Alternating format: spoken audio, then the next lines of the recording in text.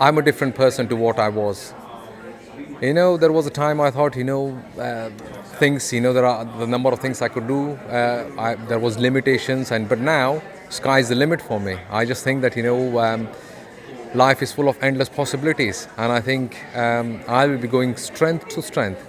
If people don't see the innovators in that room, there is something really wrong. I started this course a year ago, 7 months actually, haven't quite finished it yet, and I think I've taken off. And my idea will be firmly embedded, and it will become the right way. Malnutrition means bad nutrition, and it takes the form of both under and over nutrition. Through the pilot, we were able to look at the 5 care homes, and we actually found an iceberg of patients. From the 5 care settings, we knew 12 of the patients, but there was actually a further 48% of the 146 residents who weren't known to our service and at risk of malnutrition. What we also found is that people who are at risk of malnutrition had a 50% increase in being admitted into hospital. What we've been able to do through the pilot is to create an innovative programme that identifies champions within the care setting from both the catering and the care staff. We've given them the skills to be able to recognise who is at risk of malnutrition in their care setting. Within the 5 care homes, over the 3 months, we've reduced the rate of malnutrition by 75%. This equates to avoiding 7 hospital admissions over the next 12 months. And we've also reduced the reliance on nutritional supplements. Like we found with Mary, we've been able to reduce the cost of nutritional supplements by 45%. The total savings for the pilot were £25,400.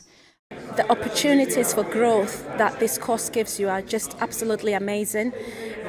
It's given me the tools to work through quite a lot of the barriers that we face in healthcare for bringing in new ideas. It supports you to take the idea that you have to the point of implementation. So going through that pathway, I've got the tools now. I know how to work my way through the jungle of innovation. And what has been really, really fabulous is standing here today and thinking back that 9 months ago, all I had was kind of a hazy idea about what it is that I wanted to do. I've got a project that is underway, that the pilot's been done, and we're going on to the second phase. The money for the project's been raised, and there's more money that's going to be raised and saved in the process. So it's been quite exciting, and I can see now the evidence of all the teachings. Even if your project doesn't go anywhere, there are things that I'm sort of far more confident now about speaking to commissioners and looking and saying to my organisation, I want to do stuff. I really want to go and do this. And if my manager stands in my way, and it sounds really cheeky, but I've already told her, if she won't let me do it, I'm going to go find somebody else who will. And it's that kind of being able to say that and not find her feeling offended by it and her going, great, let's use your energy to work forward. We can do all these different projects. This little machine, the Doppler ultrasound, is part of the problem. Because it's seen as the gold standard to do a Doppler ultrasound, there's a bit of an excuse saying, well, if a patient turns up with a leg ulcer, I can't do a Doppler ultrasound, therefore I can't do leg ulcer care. So my silver standard is all about training nurses to do something rather than nothing. And hopefully in that instance we will halt that chronic long-term leg ulcer.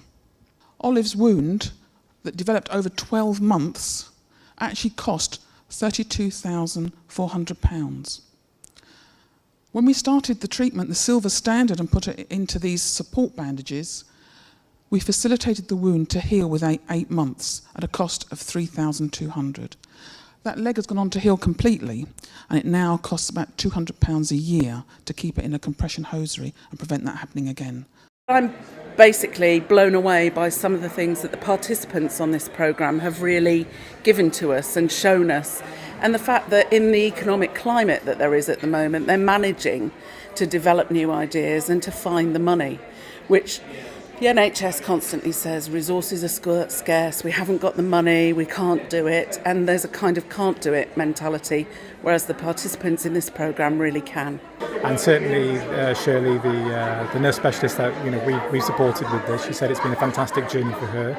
Another comment that's come back is that people thought there were barriers in their organisation, but through the process, actually those barriers aren't there. They thought there were barriers, but they weren't. So that has been a positive as well. So actually we found it quite innovative ourselves as managers watching this. I'm really impressed by the participants on the cohorts. It's lovely. It gave me confidence again that the answers to the problems that we have in the NHS are really in the system, that you all know the answers and we just need to liberate you to be able to do the right things. It's just opened up everything, that creative process, helping other people think more creatively about problem solving and working through problems and actually coming up with solutions. I've been really impressed with Elizabeth and the work that she's done around a really innovative idea that actually is a trust I think that we could take out now and take to other services, and also deliver and sell to improve patient care as well.